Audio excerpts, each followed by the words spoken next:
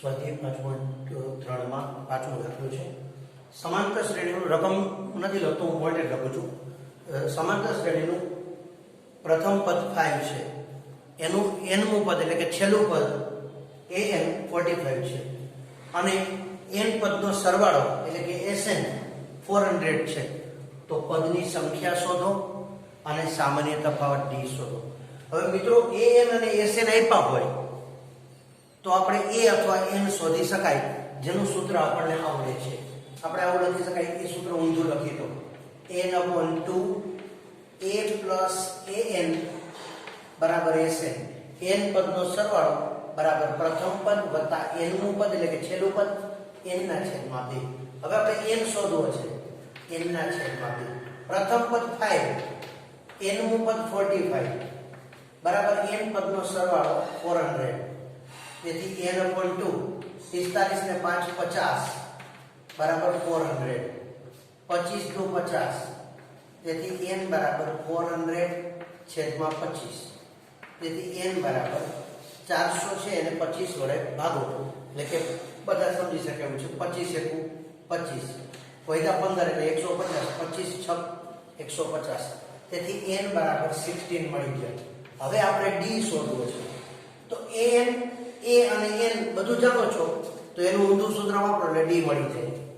a plus n-1 into d બરાબર an, જેમાં a ની કિંમત 5, n ની કિંમત હવે મળી ગઈ છે 16. તો 16 - 1 16 - 1 15, d આપણે શોધવો છે બરાબર an એટલે કે n પદનો સરવાળો એટલે કે અહીંયા 16 પદનો સરવાળો 45. આ 5 સામે જાય 15d બરાબર 45 માંથી 5 જાય 45 માંથી 5 જાય તો 40. તેથી d બરાબર 40 ના છેદમાં 15. તેથી d બરાબર 8 પંચા 40, 5 તેરી 15. તેથી d બરાબર 8/3. હવે આ જ પ્રમાણે આપણે છઠ્ઠો દાખલો જોઈએ. તો એક સમાંતર શ્રેણીનું પ્રથમ પદ અને છેલ્લું પદ. પ્રથમ પદ એટલે a બરાબર 17, છેલ્લું પદ એટલે n નું પદ 350 છે. આનો સામાન્ય તફાવત 9 છે. તો d શોધો, n શોધો અને sn શોધો. તો પહેલા a n નું પદ અને d છે, તો આ ત્રણેયની મદદથી n શોધી લઈએ. n મળી જાય એટલે n પદનો સરવાળો મળી જાય. તો અહીંયા પહેલા આપણે ઊંધું સૂત્ર વાપરીએ, a plus n-1 into d બરાબર an, જ્યાં a બરાબર 17, n આપણે શોધવો છે એટલે n-1, d ની કિંમત 9 બરાબર an ની કિંમત 350. 17 વત્તા 9n અને ગુણો -9 બરાબર 350. તેથી 9n પ્લસ 17 માંથી 9 બાદ કરો, પ્લસ 17 માંથી 9 બાદ કરો તો મોટામાંથી નાનું બાદ મોટાની નિશાની એટલે +8 બરાબર 350. તેથી 9n બરાબર 350 - 8. તેથી 9n બરાબર 342. તેથી n બરાબર 342 છેદમાં 9. તેથી n બરાબર 9 તેરી 27, 27 એટલે કેટલા વધશે 7 અને પાછળ 2 છે એટલે 72. તો 9 × 72 તો n બરાબર 38 એટલે કે n ની કિંમત 38 મળી ગઈ. તો હવે આ 38 પદનો સરવાળો કરો. તો sn બરાબર n/2 કૌંસમાં 2a plus n-1 into d. આ સૂત્ર વાપરી શકાય. અથવા તો અહીંયા તમારી પાસે પ્રથમ પદ છે, છેલ્લું પદ છે અને હવે n મળી ગયો છે, તો વધારે સારું કયું પડશે? તો કે આના અથવામાં આપણે સીધું આ સૂત્ર વાપરી શકીએ. sn બરાબર n/2 a plus an, પ્રથમ પદ અને છેલ્લું પદ. તો sn એટલે કે 38. તો 38 છેદમાં 2, પ્રથમ પદ 17 વત્તા છેલ્લું પદ એટલે કે 38મું પદ 350 350. 19 × 38 19 કૌંસમાં 367 એટલે કે 38 પદનો સરવાળો 19 ગુણ્યા 367 એટલે કે એ ગુણાકાર આવશે 6973, 6973. તો આ રીતે આપણે એ મેળવી શકાય. હવે આપણે આગળ જોઈશું. સાતમો દાખલો છે. આ બધામાં આપણે રકમ લાંબી નથી લખતા, કીબોર્ડ લખી છે. એક સમાંતર શ્રેણીનો સામાન્ય તફાવત d બરાબર 7 છે. એના 22 પદનો સરવાળો 149, 22મું પદ 149 છે. તો 22 પદનો સરવાળો શોધો. હવે 22 પદનો સરવાળો જોઈએ છે તો આપણી પાસે 22મું પદ છે. n ની કિંમત છે, d ની કિંમત છે, પણ a ની કિંમત નથી. કારણ કે ટૂંકું સૂત્ર છે a વત્તા an, તો a નથી. તો પહેલા આપણે આ બંનેની મદદથી a શોધીએ. અહીંયા આપણી પાસે તમે જો a plus n-1 into d બરાબર an. એમાં a આપણે શોધવો છે. n એટલે 22 છે. તો 22 માઇનસ 1 21. d ની કિંમત 7 છે અને 22મું પદ 149 છે.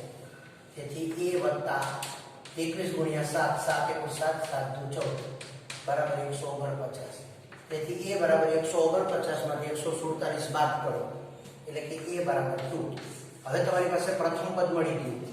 n મું પદ છે એટલે કે 22મું પદ છે, તો 22 પદનો સરવાળો મળી જાય. Sn બરાબર n/2 a પ્લસ l અથવા an. Sn એટલે 22 પદનો સરવાળો, તો 22/2. પ્રથમ પદ આપણે હમણાં મળી ગયું 2 અને n મું પદ એટલે 22મું પદ 149 એટલે કે 22/2 એટલે 11 અને 149 ને 2 151 એટલે કે 22 પદનો સરવાળો બરાબર 151 ગુણ્યા 11.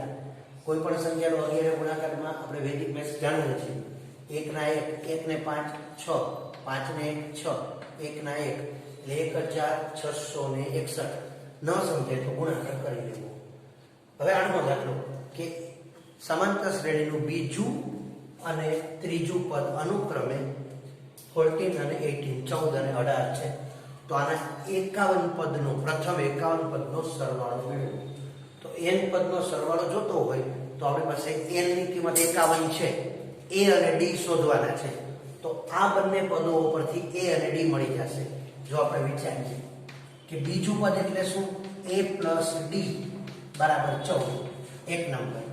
અને ત્રીજું પદ એટલે શું, a પ્લસ 2d બરાબર 18, બે નંબર. હવે આ બંને સમીકરણને જો આપણે ઉકેલીએ તો આપણને a અને d મળી જાય.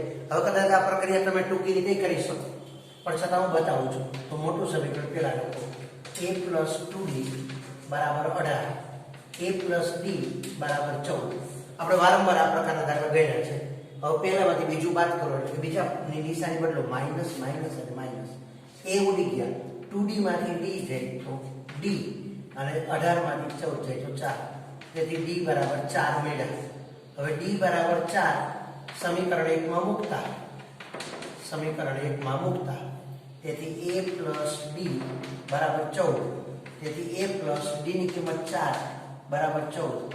તેથી a બરાબર આ પ્લસ 4 સામે જાય તો માઇનસ થઈ જાય એટલે કે a બરાબર 14 માઇનસ 4 એટલે a બરાબર 10.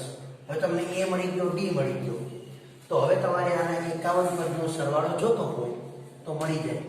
Sn બરાબર n/2 2a plus n-1 into d, જ્યાં n ની કિંમત 51 છે એટલે s 51 પદનો સરવાળો. અહીંયા n ની જગ્યાએ 51/2 2a, a ની કિંમત આપણે હવે મળી ગઈ છે 10. 2a એટલે 10 દુ 20. n ની કિંમત 51 છે તો 51 માઇનસ 1 એટલે 50 ગુણ્યા d 4.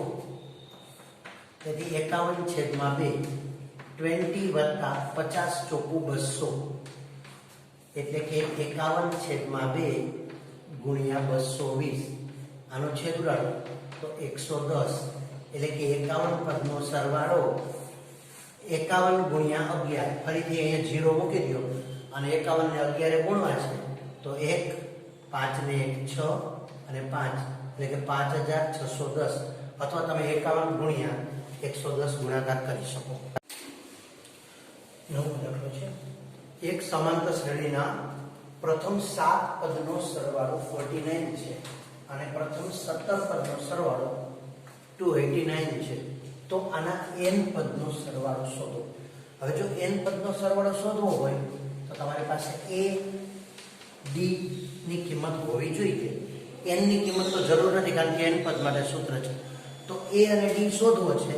તો a અને d આપણે આ બંને પરથી મેળવીશું. અગાઉ આપણે પદો ચોક્કસ નંબરના પદ આપ્યો હોય તો મેળવ્યું તો અહીંયા પદોનો સરવાળો આપ્યો છે. તો એનું સૂત્ર વાપરીને આપણે પ્રયત્ન કરીએ. અહીંયા 7 પદનો સરવાળો, તો એનું ઊંધું સૂત્ર આપણે વિચારીએ તો આમ થાય ને, n/2 2a plus n minus 1 into d બરાબર Sn. હવે 7 પદનો છે એટલે 7/2 a આપણે શોધવો છે. 2a 7 minus 1 6d આપણે શોધવો છે. અને Sn એટલે 7 પદનો સરવાળો 49. હવે આ છેદના 2 ઉપર જાય એટલે 7 નીચે આવે. તો 2a plus 6d બરાબર 49 ગુણ્યા 2 છેદમાં 7. 7 49. 7 દુ 14. 2a plus 6d બરાબર 14. હવે ત્રણેયમાંથી 2 કોમન કાઢી લો. a plus 3d બરાબર 7. આને હું 1 નંબર કહી દઉં. હવે આ જ પ્રમાણે 17 માટે આપણે કામ કરીએ તો 17 છેદમાં 2 2a plus n minus 1 એટલે 17 minus 1 16d બરાબર 17 પદનો સરવાળો 289. હવે આપણે છેદના 2 ગુણાકારમાં લઈએ 17 થી ભાગાકારમાં આવે 2a plus 16d બરાબર 289 ગુણ્યા 2 છેદમાં 17. 17 17 આ 289 એટલે કે 2a plus 16d બરાબર 17 દુ 34. 2 કોમન કાઢી લ્યો ત્રણેયમાંથી તો a plus 8d બરાબર 17 દુ 34 એટલે 17. પરિણામ નંબર 2. હવે આપણી પાસે બે સૂત્ર બની ગયા a અને d ના. તો આ બંનેની મદદથી આપણે a અને d શોધવાના છે. આપણે અત્યારે એક જ પદ્ધતિ વાપરી છે કે મોટા સૂત્રમાંથી નાનું બાદ. તો અહીંયા લખીએ a plus 8d બરાબર 17 a plus 3d બરાબર 7. બાદ કરી છે એટલે બીજાની નિશાની બદલી નાખો. a ઉડી ગયા. 8d માંથી 3d જાય તો 5d. 17 માંથી 7 જાય તો 10. તેથી d બરાબર 2. તો d બરાબર 2 છે સમીકરણ 1 માં મૂકો. d બરાબર 2 સમીકરણ 1 માં મૂકતા a વત્તા 3d એટલે 2 બરાબર 7. તેથી a વત્તા 6 બરાબર 7. તેથી a બરાબર 7 minus 6 એટલે 1. તો a અને d મળી ગયા. a બરાબર 1 મળ્યા, d બરાબર 2 મળ્યા. હવે આપણે n પદનો સરવાળો શોધવાનું સૂત્ર મેળવવું છે. n ની કિંમત આપી નથી તો આપણે સૂત્ર લખી Sn બરાબર n/2 2a plus n minus 1 into d. Sn n ની કિંમત આપી નથી. n/2 2a એટલે 2 2 n નથી આપ્યો n minus 1 d એટલે 2. તેથી n/2 કૌંસમાં 2 plus આ ગુણે 2n minus 2. તેથી n/2 કૌંસમાં આ -2 plus 2 ઉડી ગયા તો વૈગા 2n. આ 2n/2 ઉડી ગયા. તેથી Sn બરાબર n ગુણ્યા n સ્ક્વેર. તો n પદના સરવાળાનું વ્યાપક સૂત્ર આપણને શું મળ્યું? n square. હવે જો આ સાચું છે ખોટું છે એની સરસ ચકાસણી કરી. જો n ની કિંમત જે હોય n પદનો સરવાળો એના વર્ગ જેટલો આવે. તો n ની કિંમત 1 હોય તો પેલા પદનો સરવાળો 1 નો વર્ગ 1 આવે. n ની કિંમત 7 હોય તો 7 પદનો સરવાળો 7 7 49 છે ને. 7 પદનો સરવાળો 49 રકમ જ આપ્યો છે. n ની કિંમત 17 હોય તો 17 પદનો સરવાળો 17 નો વર્ગ 289. આ જ પ્રમાણે 50 પદનો સરવાળો કયો તો 50 નો વર્ગ 2500. એવી રીતે આપણે મેળવી શકાય. પણ અહીંયા આપણે n પદના સરવાળોનું વ્યાપક સૂત્ર સુધી જ કીધું છે.